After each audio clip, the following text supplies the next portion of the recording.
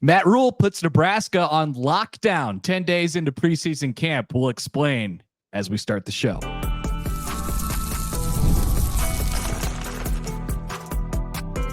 You are Locked On Nebraska, your daily Nebraska Cornhuskers podcast, part of the Locked On Podcast Network, your team every day.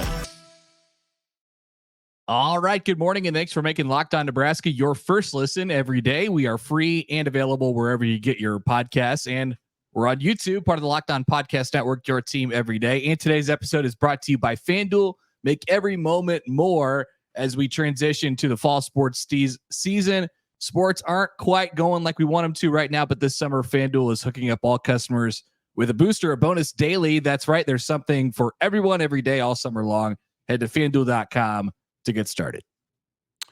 Okay, good morning. It is Monday, August 11th. We are 2 weeks away from game week. It is August 12th or August 11th? It's August 12th. Yeah. 2 weeks from the start of the fall semester when all of the players report and Nebraska will be in game week mode. I am Mitch Sherman from The Athletic. Connor Happer of Omaha's 1620 The Zone is with me as always. 3 Saturdays before week one. That was this last Saturday, and the wheels were in motion over this weekend in Lincoln and around college football.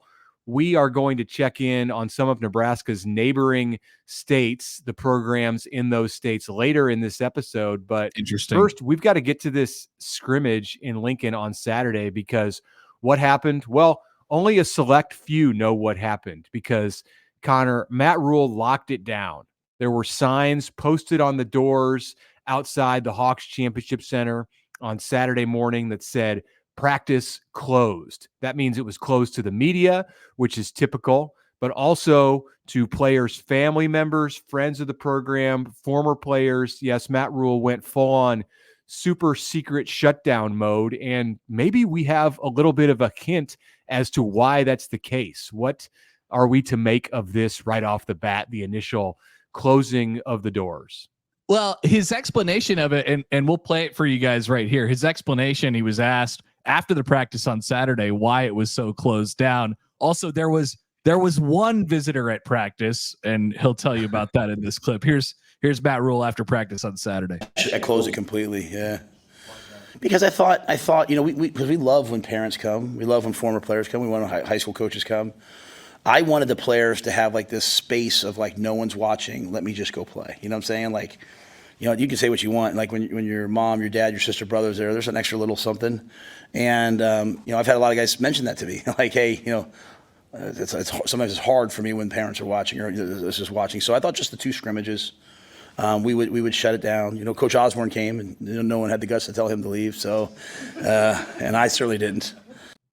Sometimes it's hard when people are watching, which is, I don't know. I hear that and I kind of freak out, a little concerned. Then let's just play these back to back. The most recent episode of the Chasing 3 documentary came out on Sunday, and going through those things, and it kind of detailed the last week, told a couple good stories, one about Blake Closeman as a walk-on, and going through a variety of different things as they go through camp, living in the dorms, IGC. things like that.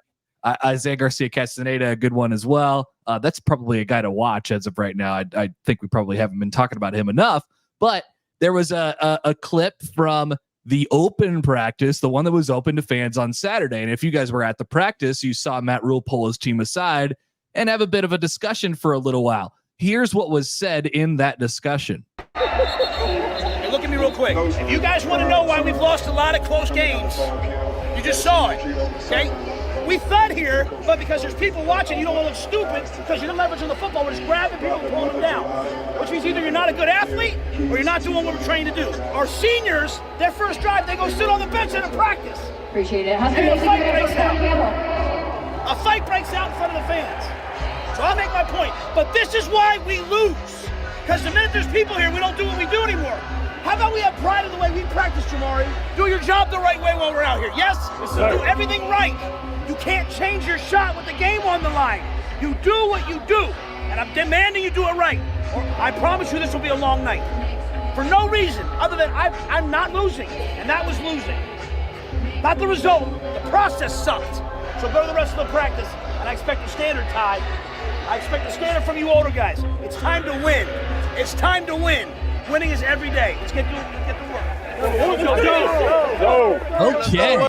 Interesting there. Pretty good stuff. And usually don't, get that close of a, front row seat to those type of intimate settings as coaches sort of give it to their players. But the message I feel like is important that it's in there and important that it's out in the ether. Like they're not being shy. Matt Rhule isn't being shy about saying, hey, I think this group has a little bit of an issue when the lights turn on. And that's not surprising to anybody who's watched Nebraska football over the last few years, but it's definitely interesting that it's still a thing here in August of 2024. Yeah. What's interesting is that he's recognizing this and calling the players out on it. I think that's where it's different. And I'll tell you where this was not said, where Matt Rhule did not gather the players and do this right along the fence in front of the media that was out there. They were outside of earshot. Like I was standing on the east sideline when that moment happened, and I couldn't hear anything that Matt Rhule said. So for whatever reason, they thought it was important enough to do, Matt Rhule did. And then that's a decision to put that into the Chasing 3 doc, because he wants people to see what is going on. He wants to be transparent, and I think he wants the players to be held accountable for what maybe an Achilles heel has been and continues to be with this Nebraska football program. Yeah, it's kind of scary. I mean, we posed the question on the podcast. We've probably talked about it a couple times here. Is something like, is Nebraska ready to turn the corner? And is there still things that you're kind of like, there are going to be questions about this team that can't be answered until the season actually starts. And this is definitely one of them. We could talk about personnel all day and how much better they are on offense, and maybe that's enough to make up enough of the gap for Nebraska this year. But they could be a good team in practice all day long, and then when they show up in the games, it's not good. Then it doesn't matter, because, like I've said, you only get the tests. You only get 12 tests. That's the only thing that this class is graded on, is the 12 tests. It doesn't matter how you look at practice; the quizzes are graded, and so that has to be better for Nebraska. And I like, to your point, Mitch, I'm glad it's being said out loud. I'm glad that they're being transparent about it, because there's no, you can't hide from it at that point. And Nebraska hasn't been able to hide from it for a long time, because, like I said, it's in the tests. It's there. You can see how they've turned out. But man, it's really interesting that still is cropping up here and at the end of the camp part of camp, and now going into preseason practice. Yeah, I mean, they're out of the dorms, still technically training camp for another week or so, but I mean, they've been going at it for 10, 11 practices at this point. On Monday here, I believe it's practice number 12 of the preseason. So your hardcore camp is over. Anyway, let's just reset the chronology of these clips in these events, because the first one that we played came this Saturday, just 2 days ago, after Matt Rhule closed the doors. That was a week after the second clip we played, which was from the open practice. So he made the decision after seeing the players struggle to perform, at least at the very beginning of that practice with 3,500 fans in the stands. He then made the decision to say, okay, you guys have issues playing in front of your families, playing in front of fans. By the way, all the games are going to be played in front of fans. This is not 2020. Exactly. But we're going to close down the scrimmage, not just the first scrimmage on Saturday, August 10th, but the second scrimmage that's coming up here on the 17th, this next Saturday. He said they're going to close that one down too. So I'm curious on your feelings about his thought process there in recognizing there's an issue and then saying, all right, we're going to allow you to do this with nobody in the seats, when 2 weeks after this Saturday, you're going to have 90,000 tickets sold. Yeah. After when we were first sort of introducing this idea, I did kind of think it was backwards. I'm like, well, isn't that the opposite of what you're going for? Like, don't you want to bring people in so you can have the players practice, in front of people so they can get over whatever they're not doing right now? And I think his thought process is, let's just train them to do it the right way. Let's figure out how to do things the right way first, and then we'll introduce, whatever sort of variable has thrown this thing off over the first, however. And this is like, we're probably making a big deal. It is a big deal for this team to be able to get over this hump, like from a mental perspective, but like, it's still one practice, and or two practices, I guess, in this case. So it's just a small part of one practice, because that was the beginning. So the fight, you can kind of get a sense of where this occurred. And I saw this meeting happen in person. It was at the beginning, the fight that happened between a couple of linemen, which at the time didn't seem like a big deal. Now, I didn't recognize in the moment that was amid what Matt Rhule saw as the players not executing and not doing their jobs. I thought he gathered them up to tell them not to fight, whether the fans are in the stands or not, like keep your stuff together. But he clearly didn't like what he was seeing in addition to the fight. So, I'm with you. I agree. I think that the purpose of shutting the thing down on Saturday and then doing it again this Saturday is to get them to do things right. And then they'll have 2 weeks to figure out how they're going to put the product on the playing field on August 31st. Well, the other thing is too, and this, like when they scrimmage those two or three big scrimmages in fall camp before the season starts, those, like when there's people there, and there's usually people there, whether it's, former players, family members, former, high school coaches, whatever it might be, those people are going to get talked to, like they're going to get phone calls from people like us, and then they're going to tell us what happened, and then that's going to get out there, and then it becomes this like we can piece together the practice like inch by inch. So I kind of thought that has been weird and like out of hand over the last several years. So I'm not against the idea of just shutting those scrimmages down and people not getting too out in front of their skis on everything. Before I think that's part of it. Yeah. Yeah. So I think that's important as well to recognize.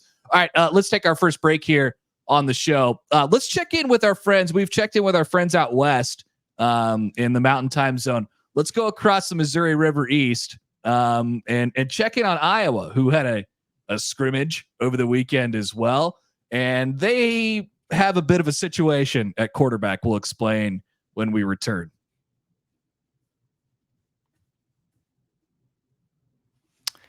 Okay, Mitch Sherman here for eBay Motors. Passion, drive, and patience. That is the winning formula for championships. And it's also what keeps your ride or die alive, because eBay Motors has everything you need to maintain your vehicle and level it up to peak performance. Superchargers, roof racks, exhaust kits, LED headlights, and more. Whether you're into speed, power, or style, eBay Motors has you covered. With over 122 million parts for your number one ride or die, you'll always find exactly what you're looking for. And with the eBay Guaranteed Fit, your part is guaranteed to fit every time or your money back. Because with eBay Motors, you're burning rubber, not cash. With all the parts you need at all the prices you want, it's easy to make your car the MVP. So keep your ride or die alive at ebaymotors.com. Eligible items only. Exclusions apply. eBay Guaranteed Fit. Available only to U.S. customers.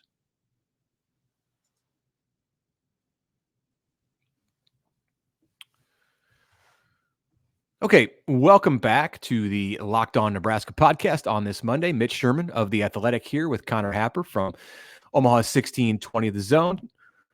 All right, weekend is past us. The Olympics are over. Connor, did you watch the closing ceremonies on Sunday night? Get into the basketball, volleyball, soccer, whatever it was over the weekend? Yeah, the only thing that I got locked into for basically the entire Olympics, because I've had some other things going on in my life, is the gold medal basketball game on Saturday, which was something. Awesome. It felt like Game 7 of the NBA Finals. That was better than that. Yeah, it might have been better than that, except for the other team's best player was, Gershon Yabusele, and I just thought that was incredible. Also, nobody likes Rudy Gobert, but that's another topic for another podcast. Not this one, that's for sure. Why you got to do Wembanyama like that? I mean, I feel like he deserves some mention, doesn't he? He was very good, but it was the Yabu show for France who took the silver. Yeah. Shout out to Steph Curry, man. It was cool to see what it was like to be a big Steph Curry fan for one day. And I liked it. I liked the way it felt. It was very good. It's very fun to root for him. Now we know how Warriors fans have felt for the last, 15 years. Yeah. All right. Well, we've had football weather this weekend. I'm wearing a jacket here. Yeah, I was wondering about that. You are you okay? I'm sweating right now. Like it's still pretty warm. I don't know. It was in like the low 70s, and we're taping this on Sunday night, getting ready for Monday morning. So was at a let's get to know our baseball team for next season outdoor barbecue event this afternoon at the head coach's house out in West Omaha. And it was kind of chilly. Like the kids were in the pool, and I've got the coat on. I feel like it's October out there, but it's also very cold in my basement at all times where I do this work. Okay, that changes things a little bit. Let's talk about Iowa a little bit. All what right. the heck is going Let's on over there? So we've seen some reports. And by the way, this is not the first we've heard about the rumblings of a quarterback situation over at Iowa. Cade McNamara, who's coming back from his knee surgery last year, his knee injury last year, has returned, and it hasn't been great. People noticed that during the offseason, they went out and they got Brendan Sullivan, who was the starting quarterback at Northwestern last year and certainly the best of the bunch. He ended up transferring to Iowa, where they have what appeared to be an incumbent, starter who was just going to be their guy. Odd situation. And they also have a new offensive coordinator. Well, when they throw it on display for the first time for some media on Saturday and themselves, it does not look great. Mitch, what are the details? Kids Day at Iowa. They were not on lockdown. Maybe they need to be on lockdown. Maybe the Iowa players are feeling some stage fright, like their counterparts in Nebraska, apparently, and having a difficult time putting on a show for the kids because Cade McNamara, as you said, coming back from knee surgery, completed 8 of 24 throws for 20 yards with an interception. That was a pick 6. So Iowa defense 6, Iowa offense 0 when the Hawkeyes are on offense with their number one quarterback or their presumptive number one quarterback. That's 0.8 yards per pass attempt for those of you without a calculator handy. That team has to be able to run the ball. Like that is why their offense has fallen off a cliff the last, half a decade here. Like they just have to be able to run the ball. Their offensive line has just not been as good over the last couple of years. And the problem is they're not creative in the run game. So I think, what they did with their offensive coordinator is they tried to do a little bit of that. And I think it's pretty clear that there's been a learning curve. And then with McNamara, obviously, he's just knocking the rust off a little bit. But that is a situation to watch. Is it possible that Iowa's offense could be even worse than it was a year ago? No, I don't think that's possible. But I mean, the jury's out on Tim Lester. When he came in as the OC, it was a long, drawn out process. It seemed like Kirk Ferentz wasn't in any kind of a rush to replace Brian Ferentz, and was almost like rubbing it in the face of Beth Getz, the incoming and now fully seated athletic director at Iowa, because she, of course, is the one who pushed Brian Ferentz out. So he's like, hey, I'll take this thing into March or April if needed to find an OC. And that'd be one thing if you were like Ryan Day and you went and hired Chip Kelly as your OC. But, Lester didn't have quite that kind of a resume. So we'll see. I'm optimistic that Iowa's offense will be better than last year, but that's like saying that, like a tornado's better than a hurricane for your property. What basically before all the Iowa fans like kill us in the YouTube comments and, tweet ugly things at us, tell us that we understand nothing about football. That was a common one from last week. Yeah. Iowa might just be terrible again on offense and still win 9 or 10 games because of its stifling defense and opportunistic special teams. Yeah, no, it doesn't mean anything about their record. That's for sure. I mean, they have been good in spite of their offense for a long time now. I actually think Iowa fans are more of the attitude of like, yeah, we need to fix this offense. Like, why can't we just move please, why can't we move into the 21st century here on off? I think that's the general Iowa standpoint. fans, they like to murder their own offense. They don't like it when other people do that to their offense. Like if you're an outsider, okay, Connor, you have some association with the Omaha Storm Chasers. Yeah.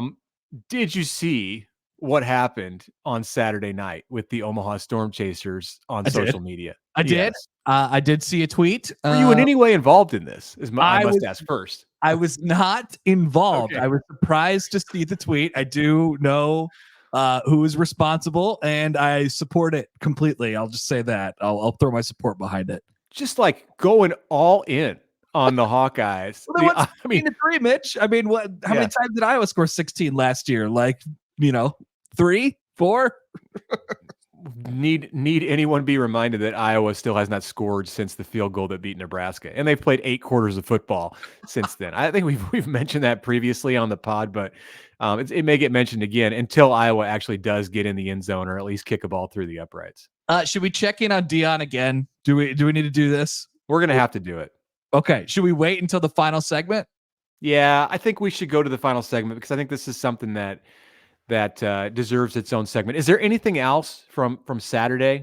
We kind of abruptly ended the conversation about Matt Rhule and what was going on this Saturday after Nebraska scrimmage. I thought he was like somewhat unimpressed with the way that things went at the scrimmage. Like he wasn't glowing when he came into the media room on Saturday around midday. He said he was tired, and I believe him. Training camp gets long. He's been sleeping in a a cot or whatever over at Selikal. He's probably the one who pulled the plug on the dorms early this year so he could get some good sleep. But anything that struck you from what Matt Rhule had to say on Saturday? Not specifically. I still think they're really working the turnover thing, though. Mm-hmm. They're still banging the drum. Whether that means they haven't done it successfully or they, just want to keep, staying on them 100% of the time. I'm not 100% sure on that, but it's definitely a theme every single day from just about every position coach that talks. Yeah. I get the sense they're just kind of in the dog days of camp right now, where it's difficult to be really happy with anything because you almost can't see the sunlight through the clouds of what's going on, and that the defense is ahead. Not a shock. No doubt. But the defense is ahead of where the offense is at right now. Now, I think the top 2 quarterbacks are doing a pretty good job, that being Dylan Raiola and Heinrich Haarberg. But there are some growing pains that are taking place, I'm certain, on those other units. All right. After the break, we are going to talk about Deion Sanders in Colorado and the latest silly stuff that's going on over in Boulder. I want to thank you first for making Locked On Nebraska your first listen of the day. For your second listen, enjoy the Locked On College Football podcast. Drop in for discussion on the upcoming season and the ever-changing landscape of college athletics, including conference realignment, the transfer portal, NIL, new college football expanded playoffs, and more. Locked On College Football is available on YouTube and wherever you get podcasts. It's part of the Locked On Podcast Network, your team every day. Hey, it's Happer here for the FanDuel Sportsbook, and we love sports. We love them all the time, and there's less of them now, especially now that the Olympics are over.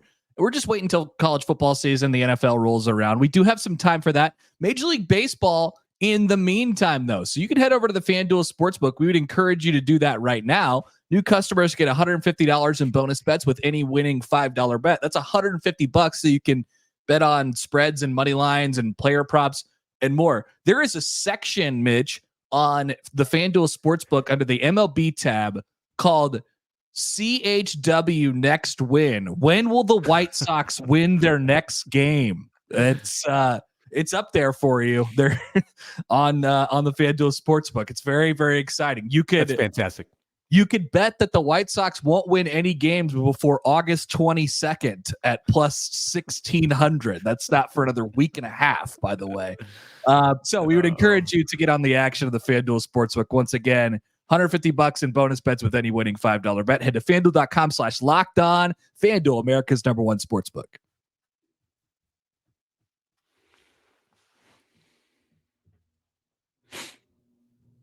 All right, Colorado has been a topic of conversation. It's really starting to ramp back up on the Colorado talk. We're paying more attention to them because things keep happening over there. So we talked about the darts only thing, and now we have a couple more things from Deion Sanders just doing a press conference, one singular press conference over the weekend. I think both of these clips probably went viral. I think maybe the one that maybe people were more likely to see was the question from CBS Denver. Hey, I'm Eric Christensen from CBS Denver. And then immediately Deion jumps in and says, "You said CBS? I'm not taking any questions from CBS. It's not against you. They know what they did.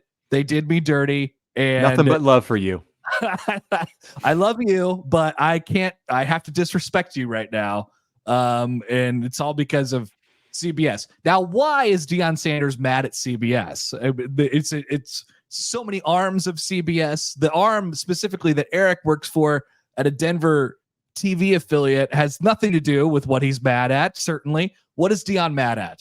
Well, we know he's not mad at CBS Denver or at Eric Christensen. By the way, Eric Christensen's Twitter bio says he's a proud CU alum. Well, it doesn't say proud. He's a CU alum, Colorado native, by way of Creighton. I'd like to learn more about that at some point in the future. Maybe when the Buffs come to Lincoln, we'll get Eric Christensen and see if he wants to be a guest on the pod. I don't know. Good one. Or meet him in the press box. So CBS, the national brand, CBSsports.com, did a ranking, these commonplace coach rankings that just like fill air and space in the summer. One of them ranked Deion as the second worst coach in the Big 12. Possibly that is what he's mad about. We don't know for sure. It could be that. It could be something that happened in a CBS broadcast when he was playing in the NFL 25 years ago. But they know, according to Deion, and it's time for them to pay when Eric Christensen asks a question. This was just ridiculous and so unnecessary. Soft. And he also kind of teed off on Sean Keeler of the Denver Post, the columnist who really likes to poke the bear. And Keeler got into it with Sanders a bit, or I guess vice versa. Sanders got into it with Keeler. And Deion asked Sean Keeler, "What made you this way?" Yeah. I mean, it's like, whoa, maybe it's a legit question. It seemed like Keeler was kind of like, that's a great, he didn't really have an answer for that. But Keeler ends up writing a column out of this event titled "What Happened Friday in Boulder?" A 4-8 coach gave a 3-9 press conference.